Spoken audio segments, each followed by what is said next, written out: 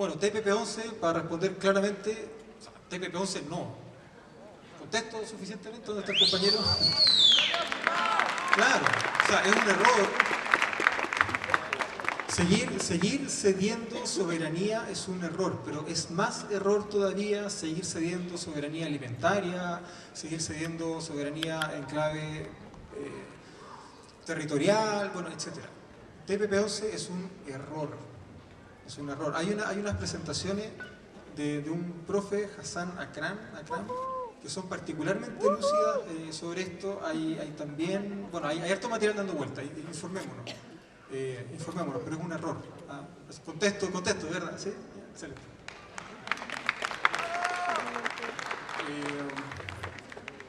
A ver, me hacían algunas preguntas. Bueno, con los migrantes pasa lo mismo. ¿Dónde está el compañero colombiano? Con los migrantes pasa lo mismo.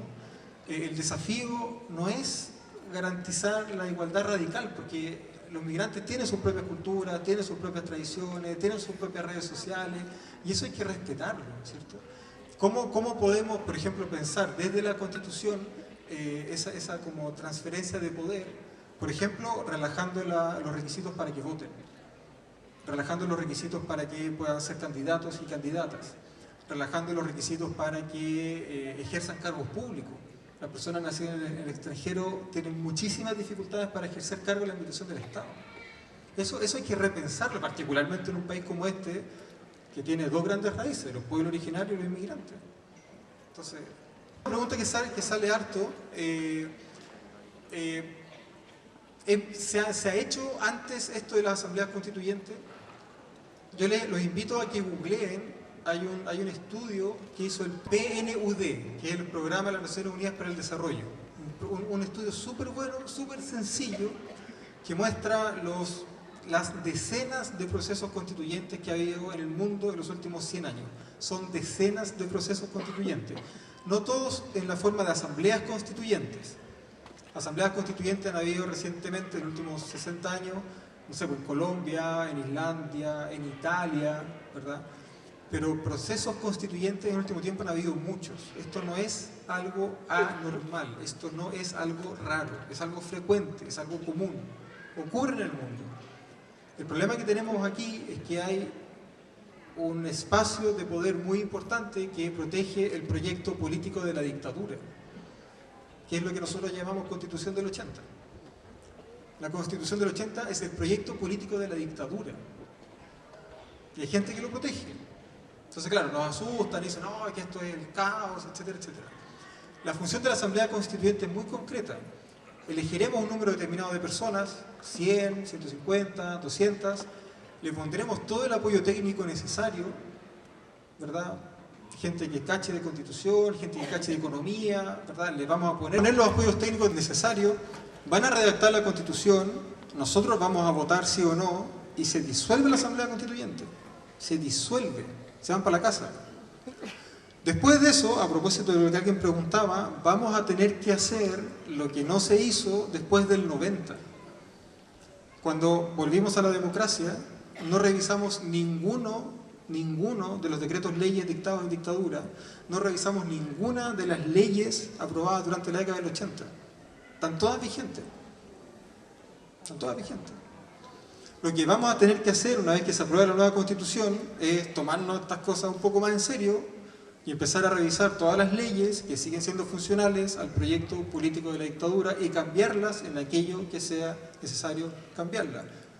El mejor ejemplo es lo que pasó la semana pasada, ¿verdad? La ley de estado de excepción era del 85, pues nadie la había cambiado. Pero bueno, ese es el tipo de cosas que hay que hacer, ¿verdad? Cuando tengamos nueva Constitución hay que revisar las leyes que heredamos y efectivamente hay que cambiarlas. ¿Cómo llegamos al plebiscito ahora? Lo primero, el plebiscito hoy día no está contemplado en la Constitución. ¿Ya? No está contemplado en la Constitución. Eso es lo primero. Por lo tanto, tiene que aprobarse un proyecto de ley que reforme la Constitución. Y para eso se requiere un quórum alto. 3/5 o 2/3. Eso quiere decir que necesitamos los votos también de la derecha. Y esto es súper importante que lo tengamos presente porque esto va a ser lento. Especialmente si bajamos los brazos. Si bajamos los brazos, cagamos. Si mantenemos los brazos arriba, de la forma que sea, movilizándonos, reclamando, presionando directamente a nuestros parlamentarios, si mantenemos los brazos arriba, esos proyectos de ley puede que se aprueben de manera un poco más expedita. Nosotros tenemos ejemplos en la historia de Chile, ¿verdad? Nosotros conocemos lo que fue el ruido de sable y el impacto que el ruido de sable generó en la aprobación de las leyes sociales al término del gobierno de Alessandri. Tenemos el ejemplo que ponía hace un rato de la ley de reforma constitucional que nacionalizó el cobre durante el gobierno de Allende. Estaba rodeado el Congreso Nacional. Tan fuerte fue la presión que ejerció la ciudadanía que el proyecto de ley fue aprobado por unanimidad. Nadie se atrevía a votar en contra. Bueno, nosotros tenemos que generar las condiciones políticas y sociales necesarias para que los políticos que hoy día están donde están tomen las decisiones como si las estuviéramos tomando nosotros. Como si las estuviéramos tomando nosotras. Y eso solo se consigue manteniendo la presión, manteniendo este nivel de movilización. Pero también esto, ¿cierto? También manteniendo estos encuentros, estas reuniones. La gracia de aprobar el plebiscito, de incorporarlo en la Constitución, es que su resultado sea obligatorio.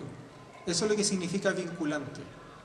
No esta consulta rara que hizo Bachelet en el gobierno anterior. Complicada, llena de pasos, llena de etapas, con preguntas extrañas, que nadie entendía. No, ¿usted quiere asamblea constituyente, sí o no? Listo. Si la respuesta es sí, es un mandato a la clase política, es un mandato al Estado. Por eso es clave que entendamos que esta es una manifestación de poder popular constituyente. Esto es espontáneo. Esta es una reacción contra el modelo neoliberal que está implementado en la Constitución. Y la única forma de salir de esto es reformando la Constitución. Pero no la vamos a reformar, no vamos a tener nueva Constitución, no vamos a tener asamblea constituyente si bajamos los brazos. Me preguntan por el tema de la impunidad y efectivamente yo creo que es un tema importante, gracias por mencionarlo.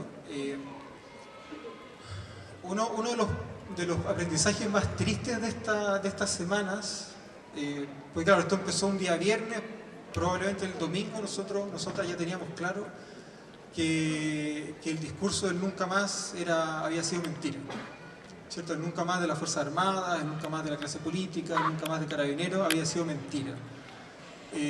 Pero desde acá, nosotros tenemos que preocuparnos porque el nunca más que nos corresponde a nosotros sea efectivamente nunca más impunidad.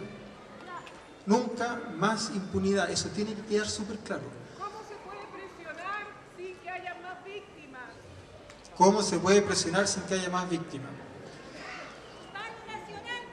Es difícil responder esa pregunta, porque la represión estatal es cruda, y cuando nos movilizamos estamos exponiendo nuestros cuerpos, nuestra vida. Yo diría que lo primero es tomar conciencia de que todos tenemos un reportero en el teléfono, ¿verdad? Hay, no sé, 18 millones de cámaras dando vueltas. Hay cámaras además en los bancos, en los edificios, en los cajeros automáticos, en los metros, en las calles. La Unidad Operativa de Control de Tránsito tiene las ciudades plagadas de cámaras. Yo creo que hay que mantener la movilización, hay que mantener la presión, pero particularmente pensando no solo en la calle, sino que en recuperar el encuentro, ¿verdad? En recuperarnos a nosotros, y siendo muy cuidadosos.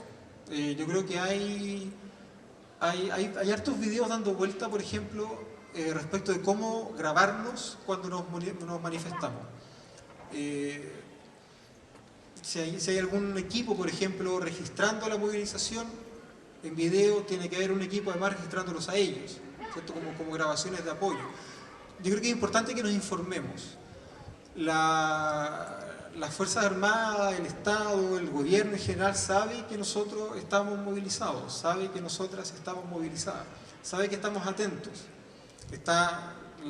Ahora mismo está sesionando en Santiago la Comisión Especial de la ONU que vino a ver qué es lo que estaba pasando. Presentamos una solicitud para que viniera la Comisión Interamericana de Derechos Humanos. Tenemos que usar todos los mecanismos que tenemos a nuestro alcance. Hay profesoras y profesores de Derecho que están presentando decenas de recursos de amparo. Hoy día tenemos instituciones que no teníamos antes, tenemos jueces de garantía, tenemos fiscales, tenemos defensores, hay que usar esa institucionalidad. Y yo diría que lo primero es cuidarnos, hay que salir a la calle pero hay que cuidarse. Los delitos, o sea, delitos como los que estamos viendo, tortura, golpe, asesinato, etcétera, son delitos que se pueden perseguir incluso de oficio.